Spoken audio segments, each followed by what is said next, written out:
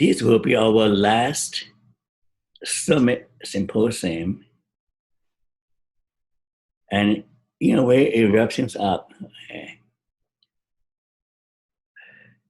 The pandemic really exposes the inadequacy of our mental health system. We cannot have a mental health system completely based on a very expensive medical model. We really need to rethink how to improve our mental health at a grassroots level. We need to have a cultural, societal dialogue at all levels on how to make our society healthier. Okay.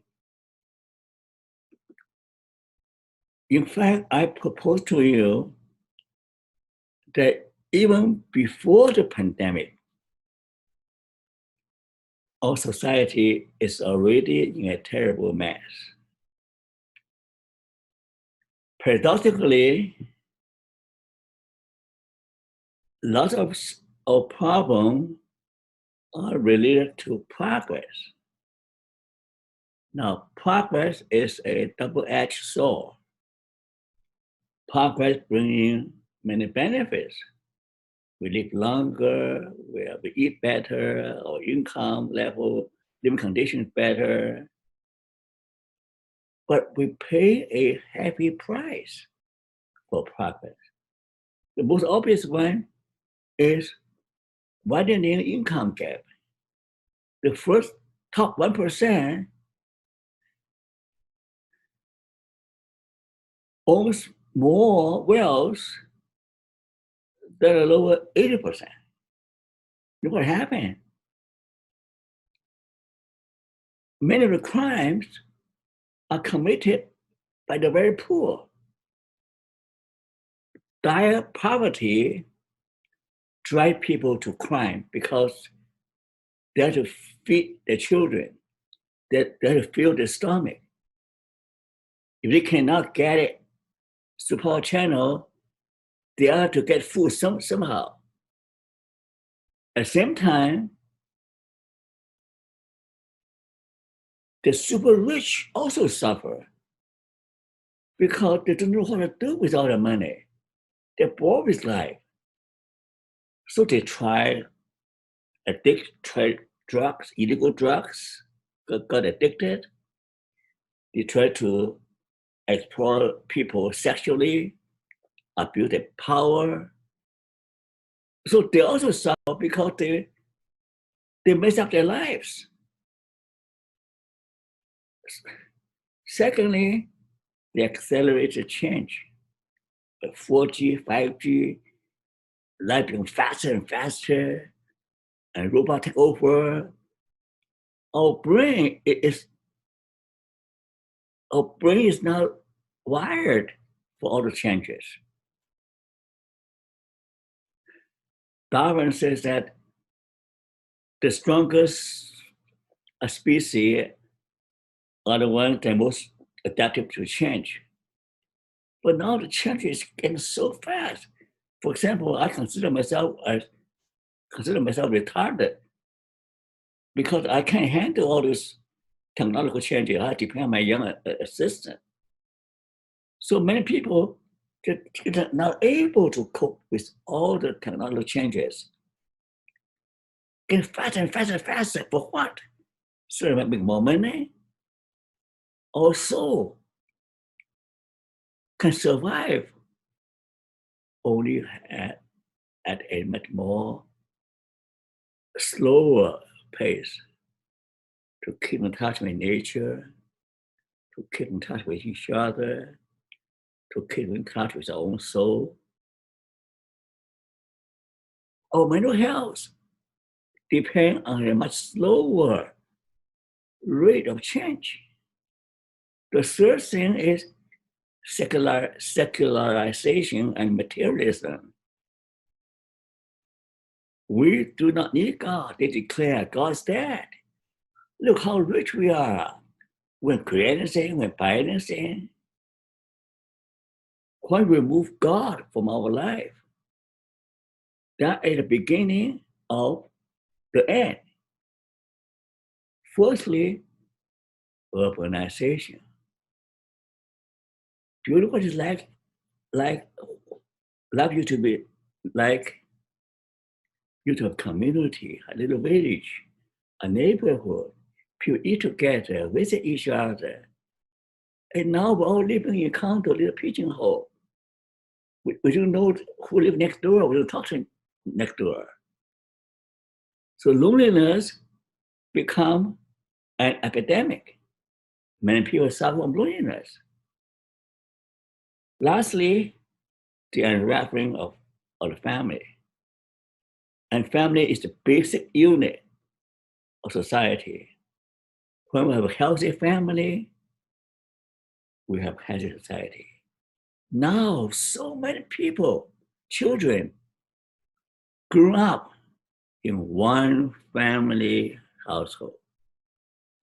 Many of the mass murderers come from a family without a father, without a male role model. So we pay a heavy price for the progress we make. We need to slow down and smell the roses. So that's why I say that maybe the pandemic woke us up. The good news that the darkest moment of trouble and pain force us to search for different ways or truer answers to our mental health problem. This was true 10 years ago, 20 years ago for Scott Peck. It's even more true today. We really need to find better ways to make our society healthier. So it's not just individual job, it's collectively, we all need to do something.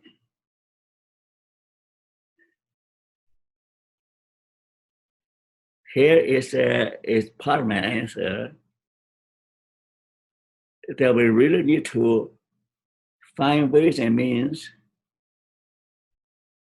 to reduce suffering on one hand, or prepare people how to be tough enough and wise enough to live with suffering. So part of the mental health problem is that people are so overprotected. They elected the flowers growing up in a greenhouse. A little rain, they collapse. We need to have prepared people to be much more tougher, courageous, and more adaptive. Now, here is a simple answer. We often tell my client, I say that now you're in trouble, you're miserable. Do you know why? Because some of the basic things for mental health you don't have.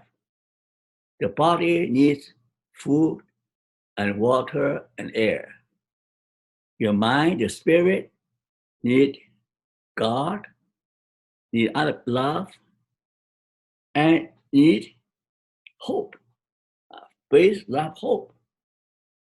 Hope that you do something to create a better future. Love means connected with your neighborhood, with your family, with friends. Faith means that believe that God can guide us. And there are several organizations are dedicated to revive spirituality and religious faith in our society, because I cannot go through each day. I cannot go through a single day without spending at least an hour in prayer. I don't know how can people go through life without faith. So I help my client to find their faith, to find the grounds for new hope, and find new pattern of relating to connect with people. If they have these three things, they don't need medicine. They do need medicine to keep them happy or calm. And another thing I emphasize is you need to have courage to face life. You need to learn how to accept what cannot be changed. The wisdom. You need to learn how to transcend and transform the suffering. So with the Golden Triangle, with the Iron Triangle, you can face many of life's problems without falling apart, without going to see a psychiatrist.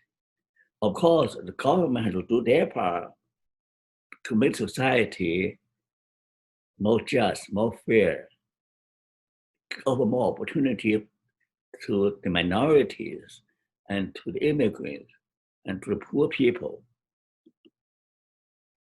So that's why I think that we need to raise Frankl's contribution is that he restored the soul through mental therapy. I am carrying on his same vision that we need to really care for your soul. Just care some way to care for your soul. And finally, you cannot have mental health without affirming some of the basic values. You know, the valuation of life is a key to survive and to live. Hope, faith, faith in the basic intrinsic value of life, and to hope that tomorrow will be better, to live with purpose. You know, all these basic core values can keep it healthy. So we hope that that in our discussion, in our dialogue about how to create a healthier, happier society, now these are some of the things that we can talk about. So I think my time is up. I welcome all the experts in this panel to shed more light on this problem. Thank you for listening.